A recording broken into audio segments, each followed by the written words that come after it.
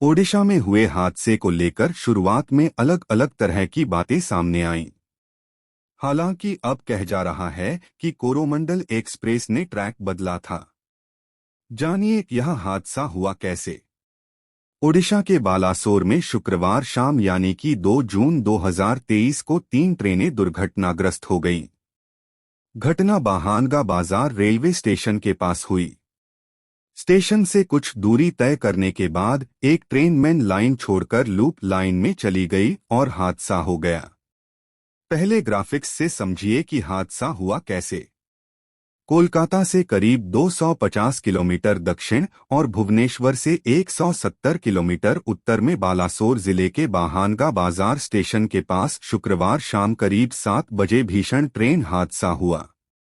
इस हादसे का शिकार 3 ट्रेनें हुई, जिसमें Coromandel express, Bengaluru Howrah superfast express और मालगाड़ी शामिल हैं। हुआ क्या है? इस भयावह हादसे में कोरोमंडल एक्सप्रेस मालगाड़ी से टकरा गई।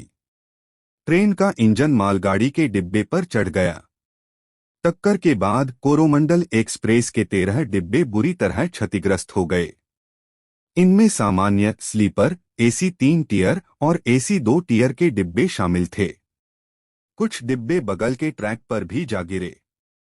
उस वक्त दूसरी ओर से बेंगलुरु हावड़ा सुपरफास्ट एक्सप्रेस को गुजरना था।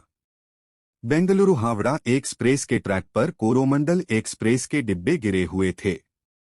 इसकी वजह से बेंगलुरु हावड़ एक्सप्रेस इन डिब्बों से टकरा गई। टक्कर के चलते बेंगलुरु हावड़ा एक्सप्रेस के सामान्य श्रेणी के 3 डब्बे पूरी तरह क्षतिग्रस्त होकर पटरी से उतर गए। हादसे के बाद लोगों की चीख पुकार शुरू हो गई। चारों तरफ खून से सने क्षत-विक्षत और अंगविहीन शव ही दिख रहे थे। शुरुआती जांच क्या कह रही है? कोरोमंडल एक्सप्रेस 128 किलोमीटर प्रति घंटे की रफ्तार से चल रही थी। Bengaluru Howrah superfast express 116 kilometre प्रति घंटे की रफ्तार से आ रही थी। दोनों ट्रेनों में लगभग 2000 यात्री सवार थे। स्टेशन के आसपास ही लूप लाइन बनाई जाती हैं, जो आमतौर पर 750 मीटर लंबी होती हैं, ताकि एक से ज्यादा इंजन के साथ चलने वाली मालगाड़ियों को वहां खड़ा किया जा सके। जहां हादसा हुआ, उस रूट पर कवच प्रणाली एक्टिव नहीं थी, जो एक ही ट्रैक पर 2 ट्रेनों के आ जाने की स्थिति में हादसे को रोकती है। शुरुआती जांच कहती है कि सिग्नल मिलने के बाद कोरोमंडल एक्सप्रेस स्टेशन से रवाना हुई। आगे जाकर वह अप मेन लाइन छोड़कर लूप लाइन में चली गई, जहां मालगाड़ी पहले से खड़ी थी। यहां पर पहली भिड़ंत हुई और कोरोमंडल एक्सप्रेस के डिब्बे डाउन मेन लाइन पर आ गए, जहां दूसरी train Bengaluru Howrah superfast express आई। इसी वजह से कई लोगों की जान गई। हादसे की वजह क्या है? रेलवे के जानकारों का कहना है कि इस हादसे के पीछे 2 कारण नजर आ रहे हैं। पहला, मानवीय भूल और दूसरा, तकनीक में खराबी। इस हादसे के पीछे तकनीक में खराबी को अब तक बड़ी वजह माना जा रहा है। जब हादसा हुआ उस दौरान अगर सिग्नल सिस्टम दुरुस्त होते तो कोरोमंडल एक्सप्रेस को रोका जा सकता था। दरअसल ड्राइवर ट्रेन को कंट्रोल रूम के निर्देश पर चलाता है और कंट्रोल रूम से निर्देश पटरियों पर ट्रैफिक को देख कर दिया जाता है।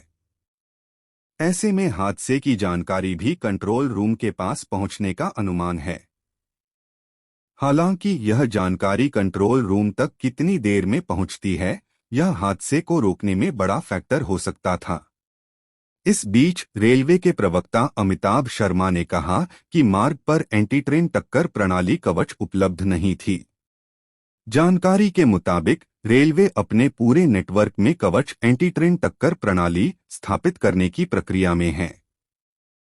दरअसल कवच उस वक्त अलर्ट करता है जब लोको पायलट किसी signal passed at danger (SPAD) को पार कर जाता है, जो ट्रेन टक्करों की प्रमुख वजह है।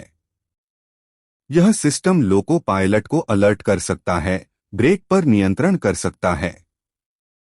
इसके साथ ही यह ट्रेन को निर्धारित दूरी के भीतर उसी लाइन पर दूसरी ट्रेन को नोटिस करने पर ट्रेन को स्वचालित रूप से रोक सकता है।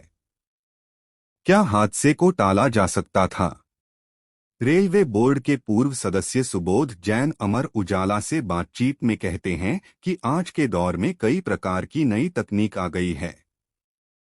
पहले के हादसों में ट्रेनों के कोच एक दूसरे ऊपर चढ़ जाते थे, लेकिन अब नए एंटी क्लाइंबिंग कोच ट्रेन में लगाए गए हैं। यह एलएचबी कोच एक दूसरे के ऊपर नहीं चढ़ते हैं। इसके बावजूद इस हादसे में इतने लोगों की मौत होना अपने आप में रेलवे के सिस्टम पर सवाल खड़ा कर रहा है। यह रेलवे का एक बहुत बड़ा सिस्टमेटिक फेल्यूर है।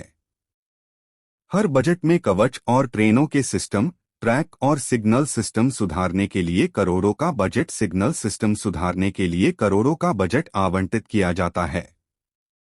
इसके बावजूद यह हादसे कैसे हो जाते हैं? जैन कहते हैं कि इसी हादसे के बाद रेलवे के अधिकारियों को एक्शन लेना चाहिए था, जिससे बेंगलुरु हावड़ा एक्सप्रेस को हादसे से रोका जा सकता था। तो दोस्तों, कैसी लगी आपको ये जानकारी हमें कमेंट सेक्शन में ज़रूर बताएं। साथ ही अगर आप हमारे YouTube चैनल पर नए हैं तो आप हमें सब्सक्राइब ज़रूर करें। अब मिलते हैं ऐसी ही रोचक जानकारी के साथ अगले वीडियो में। तब तक के लिए आप अपना तथा अपने परिवार का ख्याल रखें।